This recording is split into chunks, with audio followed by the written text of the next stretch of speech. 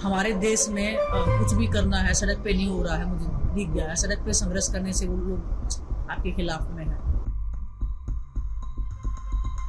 आप उठा के फेंक देते हैं, डंडे मारेंगे, लाठियां मारेंगे। तो आपने कांग्रेस पार्टी क्यों चुना? क्योंकि अगर मैं बात करूं, आप निर्दलीय भी चुनाव लड़ सकती थी। वो हमारे बुरे टाइम में हमारे साथ खड़े थे। जैसे राहुल जी से मैं मिली, प्रियंका जी से मैं मिली, जो उनकी जो थॉट प्रोसेस थे ना वो बहुत प्योर है। सुरक्षित फील करे एक लड़की, क्योंकि मुझे पता है, मैं गांव से निकली हूँ, मुझे पता है कहाँ पे हरासमेंट होता है, किस लेवल तक होता है। स्पोर्ट्स में सबसे बड़ा इशू यही है कि स्पोर्ट्स है ही नहीं, इधर इतना है ही नहीं। वो है भी तो भी लड़कियों में वो कॉन्फिडेंस नहीं है कि फैमिली में कॉन्फिडेंस नहीं है कि हम किसी को पुश करें ना। पहले पूछूंगी कि आप जुलाना से लड़ रही हैं, तो इस वक्त इस क्षेत्र में आप क्या मुद्दे देख रही हैं और किस तरह से काम करेंगी इस क्षेत्र के लिए?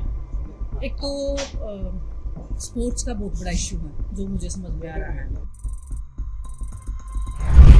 बिजली का भी बहुत प्रॉब्लम है। आज ही मेरे को कंप्लेंट मिल गया कि ऐसे एक का तो हाथ भी जला हुआ था, तो उसके कारण ट्रांसफार्मर जो होता है ना, तो बिजली का कनेक्शन उधर इशू है। सड़कें अच्छी नहीं है बिल्कुल भी जी। तो ये तो एक नॉर्मल चीजें हैं। बाकी बाकी बहुत सारी चीजें हैं जिसके ऊपर काम करना है।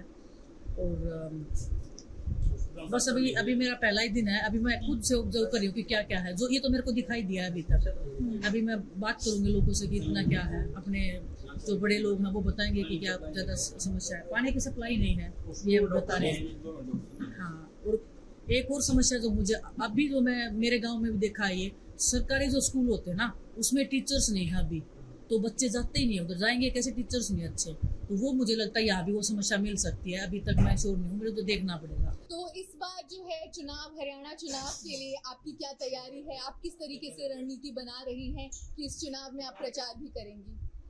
देखिए, तैयारी तो कैसी है, मैंने स्पोर्ट्स किया, इतना नॉलेज मुझे है नहीं, पहली बार मैं आई हूँ।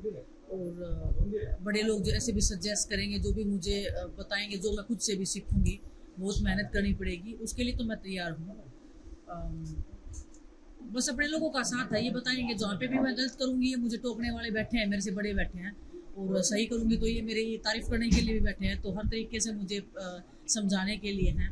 और बस ये है कि कुछ तो अच्छा करेंगे, है ना। जितना मैं कर सकती हूँ उससे डबल करने की कोशिश करूँगी, जितना मेरे हाथ में पाओ। आप एक ओलंपियन हैं, हमारे लिए एक बहुत बड़ी इंस्पिरेशन है। तो लड़कियों के लिए कुछ काम करेंगी जो आपके जहन में एकदम आता है? स्पोर्ट्स की फील्ड की बात करती हैं, तो स्पोर्ट्स में सबसे बड़ा इशू यही है कि स्पोर्ट्स है ही नहीं, इधर इतना है ही नहीं। वो है भी तो भी लड़कियों में वो कॉन्फिडेंस नहीं है कि फैमिली में कॉन्फिडेंस नहीं है कि हम किसी को पुश करें, है ना। तो वो एक मेरा प्रायोरिटी रहेगा कि फैमिलीज को मैं सिक्योर फील करवाऊँ कि मैं आ गई हूँ, आपके साथ कुछ भी हो मुझे फोन कॉल करो। किसी की भी इतनी हिम्मत नहीं है कि आपके साथ कुछ गलत कर दे। तो वो उम्मीद भी मुझे लोगों में दिखाई दे रही है। छोटी छोटी बच्चियों में उनकी जो मेरी बहनें, जो माताएं जो भी दिख रही है ना मेरे को, तो उनकी आंखों में वो उम्मीद मुझे दिख रही है। तो वो एक पॉजिटिव साइन मेरे लिए है। और वो एक ग्रेटिट्यूड में लेके चल रही हूँ कि मेरे में उनको कुछ दिखाई दे रहा है, तो वो है। और एक स्कूल का भी बहुत बड़ा इशू है, वो लड़के और लड़की दोनों के लिए है। तो हाँ, और वो सिक्योरिटी जो फील होता ना, कि एक सुरक्षित फील करे एक लड़की, क्योंकि मुझे पता है, मैं गांव से निकली हूँ, मुझे पता है कहाँ पे हरासमेंट होता है, किस लेवल तक होता है। तो उसमें मैं अपना पूरा मेरा फोकस सबसे ज्यादा रहेगा उधर। पेरिस ओलंपिक्स के बाद आपने सोचा चुनाव में आने का, या आपने ये इस बारे में आप थोड़ा सा बताएंगे, कब सोचा कि राजनीति में आने की जरूरत है? बिल्कुल ना पहले सोचा ना बाद में सोचा।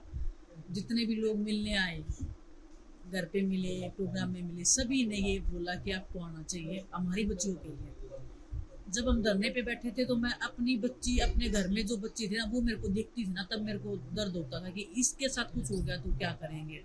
और अभी जब लोग मेरे से उम्मीद लगाने लगे, उनकी बच्चियों की भी मैं वो को इतना मुझ पे विश्वास कर रहे हैं कि मैं सही किया, मैंने जो मैं लड़ाई लड़ रही थी। तो वहां से मुझे एक लगा कि बोल तो ठीक रहे हैं, है ना। बाहर से तो मैं बोलने को तो मैं बोलूँ कि नहीं, मैं सबके साथ खड़ी हूँ, लेकिन हमारे देश में कुछ भी करना है सड़क पे नहीं हो रहा है, मुझे दिख गया है। सड़क पे संघर्ष करने से वो लोग आपके खिलाफ में है। आप उठा के फेंक देते हैं, डंडे मारेंगे, लाठियां मारेंगे। तो आपने बस- कांग्रेस पार्टी क्यों चुना? क्योंकि अगर मैं बात करूं, आप निर्दलीय भी चुनाव लड़ सकती थी। तो बस मेरा आखिरी में एक सवाल है कि कांग्रेस पार्टी ही क्यों चुनी आपने? वो हमारे बुरे टाइम में हमारे साथ खड़े थे।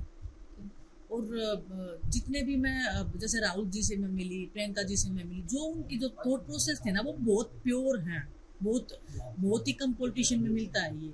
दीपेंद्र भाई साहब से मैं मिली, तो जो पर्सन है ना, एज ए पर्सन, जो इंसान हम चाहते हैं, जैसे मैं हूँ एज ए खिलाड़ी, वो मुझे वो एक परछाई मुझे दिखाई दी, एक सच्चाई की।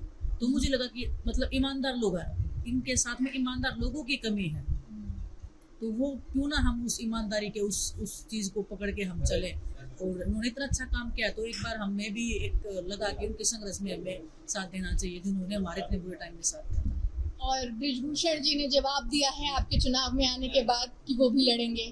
डॉक्टर सुरेंद्र लाथड़, तो लोगों ने हमें बताया जो कि उनका जो काम है वो कहीं ना कहीं रहा है, हॉस्पिटल बनाए, लाइब्रेरीज बनाई हैं। तो कैसे आप देख रहे हैं? अभी तक तो कोई फाइनल हुआ नहीं है। होगा तो वो, ये तो एक मैदान है यहाँ पे, तो जो जितनी मेहनत करेगा, जिसमें जितनी सच्चाई दिखेगी अपने लोगों को, वो उसको सुनेंगे।